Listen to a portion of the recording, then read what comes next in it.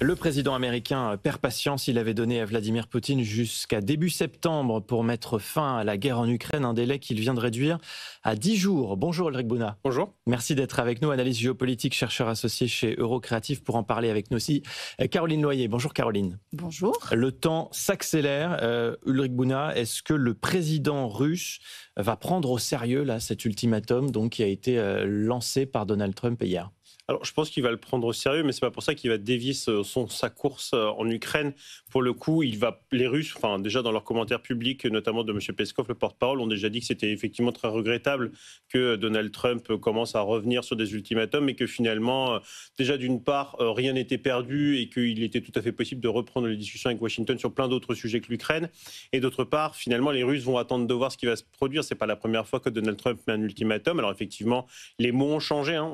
On a beaucoup changé côté Washington depuis la réunion catastrophique avec Volodymyr Zelensky au mois de février. La position sur l'Ukraine a vraiment beaucoup changé. Néanmoins, je pense que les Russes attendent de voir véritablement quelles sanctions Donald Trump envisage de prendre avant d'éventuellement le prendre au sérieux. Il n'y aura même pas un premier mouvement là, de Vladimir Poutine avant ce délai de 10 jours qui a donc été fixé pour montrer, peut-être faire une ou deux propositions, montrer qu'il a entendu le président américain ? C'est quand même peu probable. Pour les Russes, je dirais, enfin en tout cas du point de vue du Kremlin, les choses se passent pas trop mal en Ukraine, son armée avance, malgré tout à des coûts prohibitifs, mais son armée avance. Et on le voit bien dans les quelques négociations qu'il y a en Turquie avec les Ukrainiens, les positions sont maximalistes, ils demandent une capitulation et rien d'autre. Je ne vois pas vraiment ce qui pourrait faire changer d'avis de Vladimir Poutine ici 10 jours. Parce que Vladimir Poutine n'a pas réagi, mais Dmitry Medvedev, donc ancien président et vice-président du Conseil de sécurité, lui a dit que Trump ne peut pas dicter le calendrier des négociations et que les négociations, qu'il y aura une trêve en fait quand la Russie aura atteint tous ses objectifs de guerre. Donc finalement, la réponse, on l'a. Il n'y aura pas de surprise, a priori. Non, mais effectivement, c'est ça. Bon, après, Dmitry Medvedev, il faut toujours prendre un pas de recul par rapport à ce qu'il dit.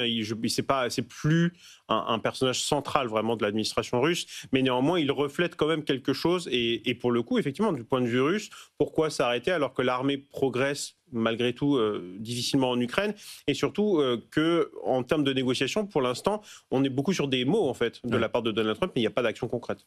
Sur les termes vraiment et sur les menaces qui pèsent sur Moscou, si on reprend ce que dit Donald Trump, on parle de droits de douane à 100%. Est-ce que c'est vraiment matière à inquiéter le Kremlin ? Alors, si c'était fait, oui. La vraie question, c'est est-ce que ça va être fait ? Parce que, en gros, donc ces sanctions secondaires, l'objectif, c'est de dire finalement tous les pays qui commercent avec la Russie, qui achètent de son pétrole, la Chine, l'Inde, la Turquie notamment, qui sont les principaux acheteurs, on va mettre des droits de douane de 100%, ce qui est quand même colossal, effectivement, si on prend notamment le cas de la Chine. Ça déstabiliserait le marché du pétrole. Alors, ça déstabiliserait le marché du pétrole, ça déstabiliserait aussi pas mal toutes les importations américaines et probablement les flux financiers mondiaux. Ce qu'il faut garder en tête, c'est que en parallèle de ça, les Chinois et les Américains ont des discussions sur justement les droits de douane de façon générale, notamment en Suède, et qu'on est plutôt sur enterrer l'âge de guerre pour le moment et essayer de repousser, de décaler finalement les dates qui feraient en sorte que des droits de douane massifs rentrera sera mis en place par les Américains. Donc du coup, les deux se télescopent. Donc il est possible, et d'ailleurs Donald Trump est assez flou là-dessus, que les sanctions qui seraient imposées sur la Russie le 8 août soient pas des sanctions secondaires, mais des sanctions directes sur la Russie, ce qui du coup serait beaucoup moins important. Oui, Caroline. Vladimir Poutine a réussi à contourner un certain nombre de sanctions. Est-ce que là, la question, c'est est-ce qu'il ne pourrait pas contourner aussi celle-ci ? Par exemple, quand on parle du pétrole, on sait qu'une grande partie du pétrole russe sort avec des papiers kazakhs, par exemple. Est-ce qu'il ne peut pas faire ça Alors, il peut effectivement le faire. Donc déjà, en fait, l'une des sanctions que pourraient prendre les Américains, c'est de s'aligner sur effectivement le nouveau prix maximal du pétrole imposé par le 18e paquet de sanctions européen, qu'il place à peu près à $45.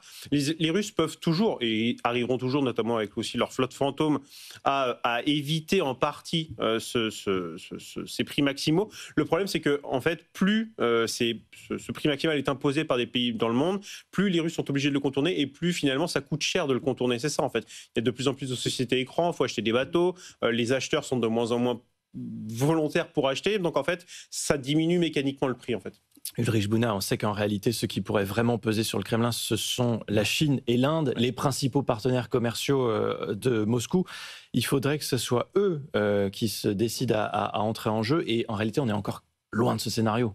Oui, tout à fait. En fait, ce que l'on constate jusqu'à présent, c'est plutôt que la Chine aide de plus en plus la Russie. Alors, pas directement, il n'y a pas de livraison d'armes comme pour la Corée du Nord. Non, mais on a parlé des drones il n'y a pas longtemps. Tout à fait, effectivement. Mais voilà, si vous prenez le cas des drones, vous allez voir que, que beaucoup de drones sont livrés directement par la Chine, que beaucoup de pièces détachées qui servent par exemple à fabriquer les bobines de fibre optique qui sont désormais utilisées sur beaucoup de drones avec 20 km de fibre optique par exemple, tout ça, les machines-outils, etc., c'est fourni par la Chine. Donc en fait, la Chine fournit un soutien logistique fondamental à l'effort de guerre russe. Et donc, pour le coup, ça fait 3 ans que ça dure et on a plutôt l'impression en fait que la Chine augmente son soutien. La Chine ne veut pas que la Russie perde cette guerre et donc elle est prête à finalement faire beaucoup de choses.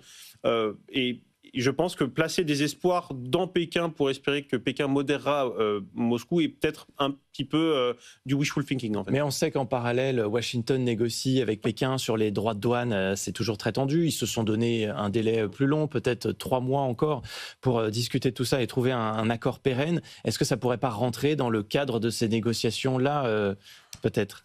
C'est possible, effectivement. Néanmoins, encore une fois, pour l'instant, malgré toutes les demandes qui ont été faites par les Européens, les Ukrainiens et même les Américains, Pékin n'a absolument pas réduit son soutien à Moscou, bien au contraire, et à moins de peut-être effectivement de sanctions vraiment massives sur les Chinois, mais qui nous impacteraient nous aussi, je ne vois pas Pékin non plus dévier cette course.